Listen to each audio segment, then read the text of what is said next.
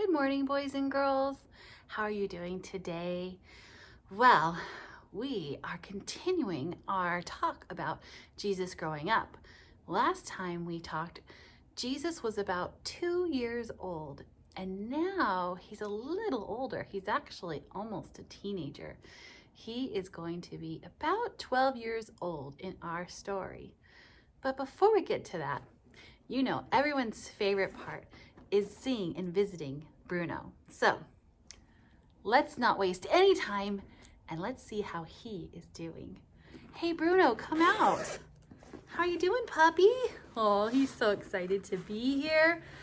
Bruno, you're just always so joyful. Don't you love hanging around people or animals that are so joyful? Come on out here, Bruno. Oh, he's a little stuck in his house. Oh, yeah, you just shake off, huh? Hi, Bruno. How's it going? How are you today?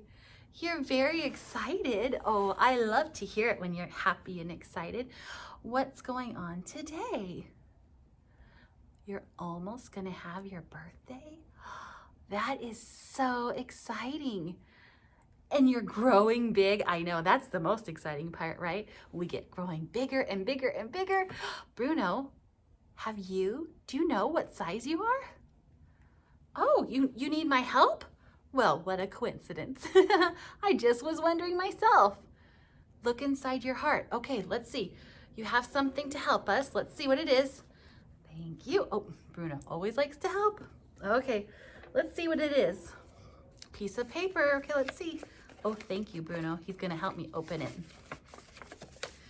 Oh, it's really long, whatever it is. Let's see. Oh, it's a growth chart. It says Bruno is growing. You started when you were a baby puppy? We can look on here.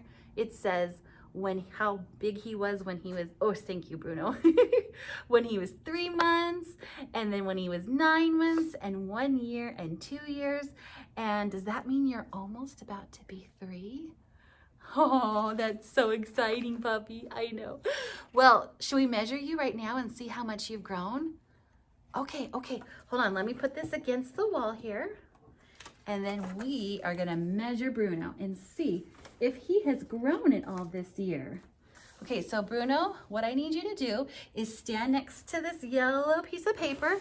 And I have a pen right here so we can mark how big you are. And you're going to stand right here. And I will see how much you have grown. We're gonna do a little mark right at the top of your ears. Oh my goodness. Bruno, look how much you have grown. This is when you were 2, and that's when you were 3. Bruno, you've grown about 2 inches. Wow, I know, that's so exciting. You can't wait to be a big puppy. Bruno, I think you are gonna be a very big puppy when you get bigger.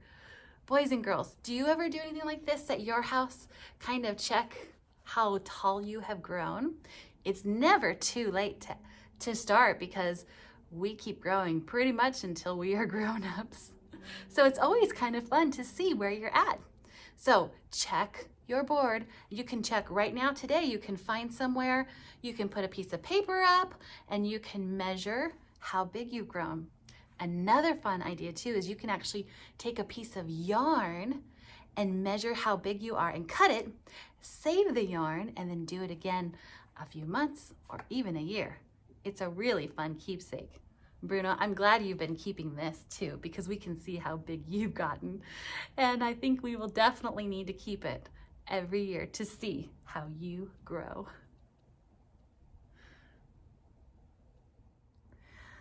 Well, we have a new month that we're in, January, and we just finished all of our Christmas celebrations.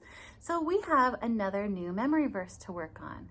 This one's kind of big, so let's learn it together. I'm going to show you the motions first, and then we'll put it all together so we can start learning it for our heart. So the first word is trust. And what we're going to do is we're going to pull down almost on an imaginary rope, as if we have to yank hard on something and trust that it will hold us up. So it goes like this: trust in the Lord, and you just make an L shape with your hand. Start at your shoulder and go down to your hip. Trust in the Lord with all, make like a circle with your hands, like everything, your heart. And lean, so we're gonna kind of lean over, not, so shake your head no, not on your own understanding. What you just do is you put your little one finger up, almost like a light bulb is going off. You know, when you understand something, you say light bulb. So let's try that all together. We'll go slow at first. Trust in the Lord with all your heart and lean not on your own understanding. And then we find that in Proverbs 3:5. And what that verse means is that we're going to trust God no matter what he says, even if we don't understand it, because we know that God loves us and he always wants what's good for us. So even if we don't understand what's happening, we know that he will take care of us and he'll protect us even through the tough times. And I bet some of you are feeling some tough times right now too. And a lot of us are not really understanding why. But we don't need to understand why. We just need to know that we trust in the Lord with all of our heart and lean not on our own understanding. Proverbs 3:5. Well, something we can understand today is getting lost. Have you ever gotten lost, maybe even away from your mom and dad? It can be really scary, huh? Well, today we're going to share a story about Jesus when he was about 12 years old. And it's kind of funny because it's a story that he gets lost from Mary and Joseph, his mom and dad. But he's not the one that feels lost. Mary and Joseph are the ones that feel lost. So let's take a look. Jesus grew up in Nazareth, and he learned about Moses and the laws of God that were given to him. And when he's a little bit older, his family, with a whole bunch of other people, went every year to Jerusalem to remember Passover, which is a story of Moses escaping Egypt and how God protected them. Remember that story? So there was a whole group of them, and they went and they learned about the most important part of the festival took place in the temples, and all around wise teachers, they sat around and they talked about God and Moses and gave lessons about all the things they had learned about. So then the festival was over, and Jesus's family, with cousins and aunts and uncles, were walking back to their home when suddenly they noticed Jesus was not with them. Oh my goodness. Mary and Joseph rushed back to Jerusalem to find him. They searched for him for 3 days, and they were so scared. They finally found Jesus in the temple. Now, a temple is like a church. And Jesus was sitting around these grown-ups, these wise teachers, and he was asking him all these amazing things and questions about God, and he was understanding things like a grown-up. And he even said things that taught them. And the teachers were amazed. They were thinking, how does this little boy know all this stuff about God? Well, Mary and Joseph finally found Jesus, and they said, why have you done this to us? We were so worried. And Jesus was a little bit confused by that. He said, didn't you know I would be in my Father's house? Remember, church is where God's house is. Mary and Joseph didn't really understand what Jesus was saying, and they asked him to come back home with them. Well, of course, Jesus obeyed. And Mary and Joseph, even though they didn't understand, they also never forgot. But Jesus went back to his house, and he learned the same job as his dad, Joseph, who was a carpenter, his here on earth dad, right? because we know God is his real dad. And then later on, when he gets even bigger, Jesus is going to go off and do an even more important job. But this is all we know about him as a boy. We know that he stayed in Jerusalem after his family left. And we know that he was found in the temple, knowing and learning about God in a way that a grown-up would know and learn about God.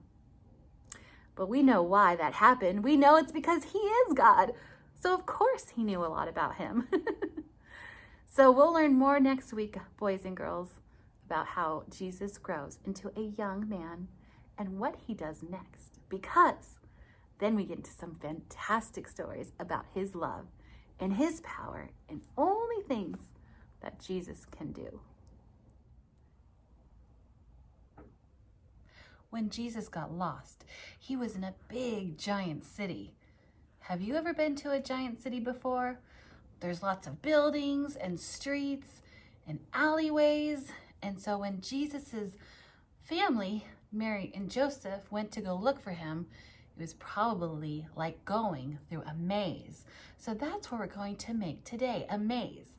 What you're going to need is some sort of tray, or you could use the lid of a box that has some sides onto it.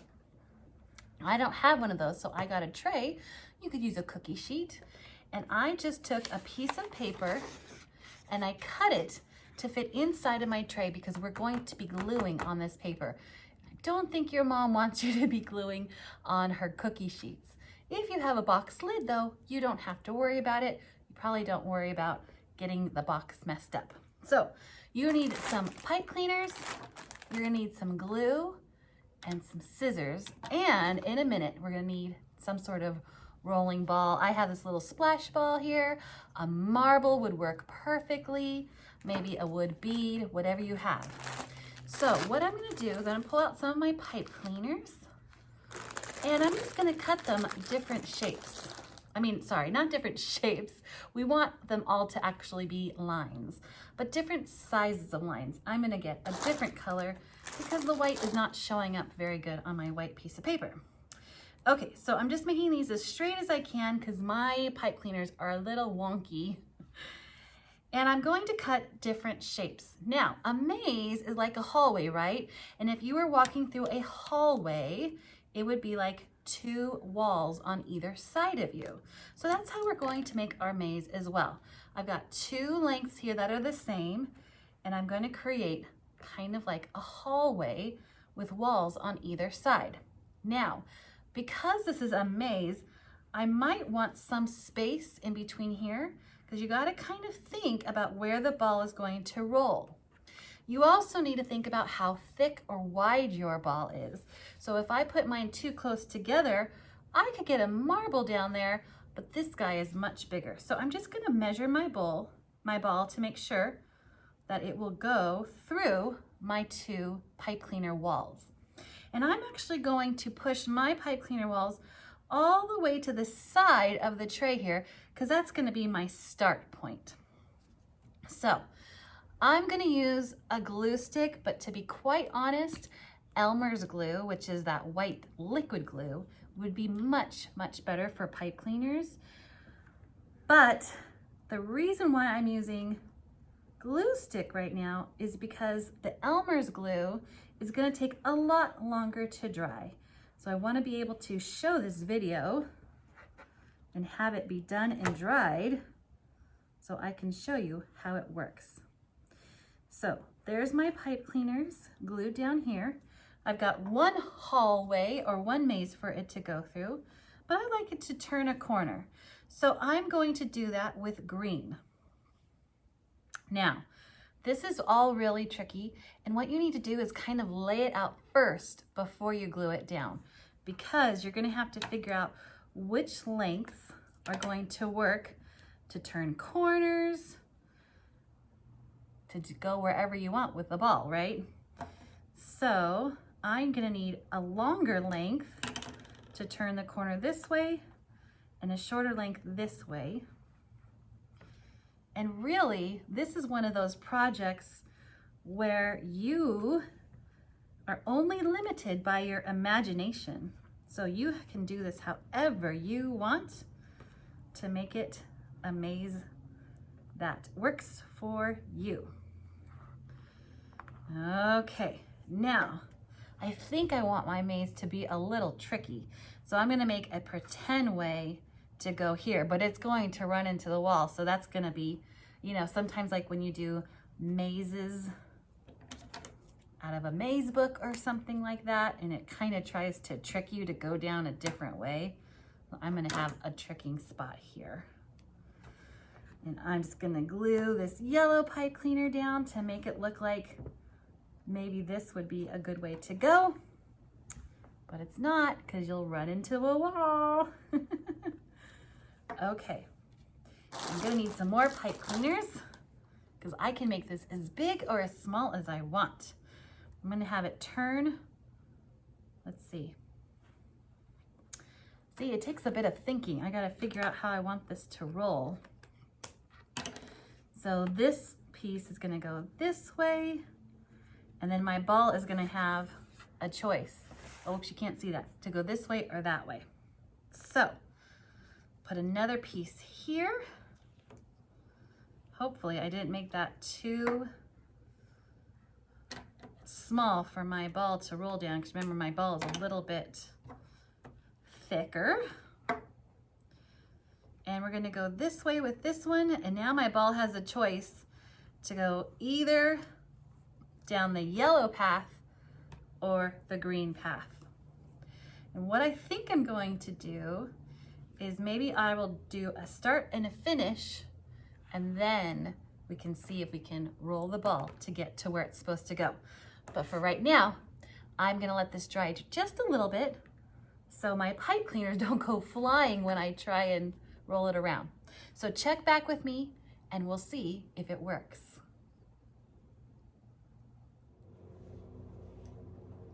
So we've been learning a little bit about what Jesus was like when he was a boy, a little bit older, around 12 years old. And did you ever think about what it was like for him to go to school at those times? This is a long, long time ago, before computers and phones, and they had to write on stuff too when they went to school. So they used something that was like a stone tablet or even a wax tablet that they would use to do their math and their writing work into it. So we're gonna make a snack that's kind of going to look like that too. What you need is you need about a tablespoon of powdered sugar, about 2 tablespoons of peanut butter, and about 3 large marshmallows. Now, I didn't have large marshmallows at home, so I used about 3½ dozen mini marshmallows. We're gonna pop the marshmallows and the peanut butter in the microwave for about 10 seconds to get them a little bit softer so we can mix it all together. So let me do that really fast. Okay, we're all done here. I actually mixed mine for about 20 seconds, but you don't want to go too much more than that because the marshmallows actually start getting really, really, really large and can puff up too much. So now I'm just kind of mixing this all around, but it's pretty goopy still, and I want it to become more kind of like the consistency of Play-Doh. So that's why we add in the powdered sugar. It's gonna make it more like a Play-Doh substance, and it's gonna be something that we can actually use to play with, because you know I kind of like playing with my food and doing snacks that are fun, that are art and playing together. So I'm kind of making this edible Play-Doh, really is what it is. Something that you can eat, something that you can use as dough. So you can see it's not goopy anymore at all. In fact, it's kind of getting nice and hard. If you're having trouble getting yours nice and hard, you just want to add a little bit more powdered sugar. All right, I think that's pretty good. So now what we're going to do is I've got a piece of parchment paper, or you can use wax paper or foil, anything. We're gonna open it up, and I'm gonna put my dough in the middle here, and I'm gonna fold this in half and smash it to look like a tablet from the days when Jesus was a boy. I'm gonna plop that right on there. Now I'm going to fold it in half and smash it down into a writing tablet. Get it really nice and smashed. The more you smash, the bigger it will get. You can kind of rub it out. You could probably even use a rolling pin for this, but it's pretty small, so you don't really need to. Okay, there is my drawing tablet, my ancient drawing tablet. I'm not sure if they use peanut butter for theirs. And then I have a skewer. You could use a toothpick. And I'm just gonna write in it. I'm gonna see if I can draw my name. It's kind of squishy from the marshmallow, but there's a J and an A and an M. Well, maybe I will just spell jam because this isn't big enough for my full name, Jamie. That's okay. But here you can see I can write in that jam. I can put numbers in it. Maybe draw a happy face. But of course, the best thing you can do after you're done with your ancient writing tablet, you can eat it. Not bad. If you don't like peanut butter or if you're allergic to it, try almond butter. I don't see why it wouldn't work. But pretty sure that Jesus was not able to eat his homework. That's just too bad because it is quite delicious. Hope you enjoyed it. Don't eat your real homework though. That's not going to be delicious.